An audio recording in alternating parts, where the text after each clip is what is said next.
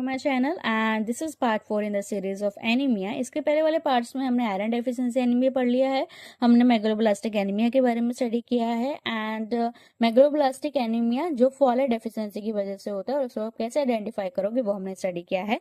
आज मैं आपको पढ़ाने वाली विटामिन B12 के डेफिशिएंसी को कैसे एनालाइज करते हैं उसके बारे में। Okay, so let's start it. सबसे पहले जो पीएस बनाते हैं, ब्लड का स्मीयर बनाया, उसके अंदर हमें क्या दिखाई देता है कि जो आरबीसी है उसका साइज क्या होता है, बढ़ जाता है, तो उसको हम क्या बोलते हैं, मैक्रोसाइटोसिस कंडीशन बोलते हैं। और जो न्यूट्रोफिल है उसमें हाइपर सेगमेंटेड होता है, तो हाइपर सेगमेंटेड न्यूट्रोफिल हो गया। ओके, तो ये सस्पेक्ट होता है कि शायद मेगलोब्लास्टिक एनीमिया हो सकता है। तो अब आप डिस्टिंग्विश करोगे कि ये फॉलेट डेफिशिएंसी की वजह से है कि विटामिन B12 डेफिशिएंसी की वजह से। ओके, इसको कैसे आप डिफरेंशिएट करते हो, या तो आप विटामिन का ऐसे करा लीजिए, या तो विटामिन B12 का चेक करवा लीजिए, या फिर आपका सीरम फॉलेट चेक करा लीजिए जो नॉर्मली करवाते हैं। ठीक है, या सीरम होमोसिस्टीन का टेस्ट कराइए, या फिर मिथाइल मेलोनिक एसिड टेस्ट करा लीजिए, या फिर थेरेपेटिकल ट्रायल्स कर लीजिए। ये सारे जो टेस्ट होते हैं इससे डिस्टिंग्विश हो जाता है कि whether it's megaloblastic anaemia from folate deficiency की वजह से या फिर विटामिन B12 डेफिशिएंसी की वजह से।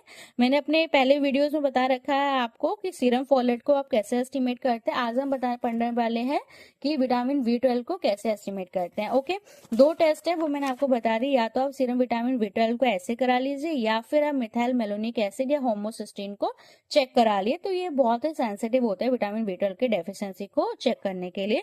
इसके बाद एक टेस्ट आता है जिसे हम बोलते हैं सिजलिंग टेस्ट। ठीक है, प्रोनाउंसिएशन थोड़ा वेरी कर सकता है। ओके, ये एक ऐसा टेस्ट होता है जिससे इवेल्युएट किया जाता है कि विटामिन B12 का एब्जॉर्प्शन कैसा, और विटामिन B12 हमारी बॉडी के अंदर, हमारा जो गैस्ट्रोइंटेस्टाइनल ट्रैक है उसके अंदर कैसे एब्जॉर्ब हो रहा है। ठीक है, सबसे पहले क्या करते हैं, 0.5 to 1 मिलीग्राम जो होता है रेडियो लेवल्ड विटामिन B12 को ओरली दिया जाता है पेशेंट को। फिर 2 घंटे के बाद उसको इंट्रामस्कुलर डोज दिया जाता है अनलेवल। ठीक है, सबसे पहले रेडियो लेवल दे दिया, फिर 2 घंटे के बाद पहले ओरली रेडियो लेवल दिया जाता है, फिर 2 घंटे के बाद अनलेवल्ड आपको क्या दिया जाता है, अनलेवल्ड विटामिन B12 दिया जाता है। फिर ये जो अनलेवल्ड वाला है विटामिन B12, ये डोज सेचुरेट कर देता है B12 की बाइंडिंग साइट को, जिसकी वजह से जितना भी जो रेडियो लेवल्ड विटामिन B12 है वो डिस्प्लेस हो जाता है और हमारी यूरिन एक्सक्रीशन यूरिन में आ जाता है। जो absorbed radio level vitamin B12 है वो हमारे